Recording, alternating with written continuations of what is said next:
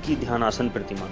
आप अक्सर देखेंगे बौद्ध धर्म में कहीं पर भी बौद्ध धर्म से जुड़ी हुई कोई भी बिल्डिंग है, कोई भी जगह है, तो वहाँ गौतम बुद्ध की ध्यान में बैठी हुई प्रतिमा लगी होती है। गौतम बुद्ध का ध्यान जो है वो ध्यान केवल मेडिटेशन मात्र नहीं है, जैसा कि हम समझते हैं कि एक जगह बैठ गए और बस अपनी सांस को आता जाता देख रहे हैं। केवल उतना भर नहीं है। जीवन का दुख जो है उसको दूर करना, यही बौद्ध धर्म का लक्ष्य है।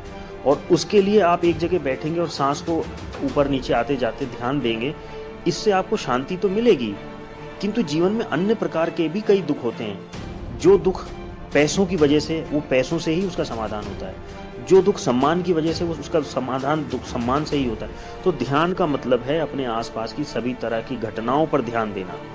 ध्यान देने से ही आप समझ पाते हैं और फिर अपने दुखों का निवारण कर पाते हैं।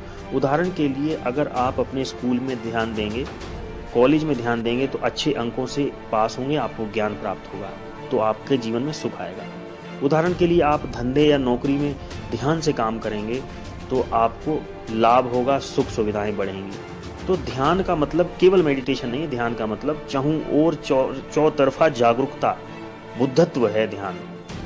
तो इसलिए इस ध्यान, क्योंकि ध्यान ही बौद्ध धर्म का निचोड़ है, तो इसलिए गौतम बुद्ध की ध्यानमय प्रतिमा हर जगह लगाई जाती है और उस प्रतिमा पर लिखा होता है अत दीपो भवा, अपना दीपक स्वयं बनो, यानी किसी के भरोसे।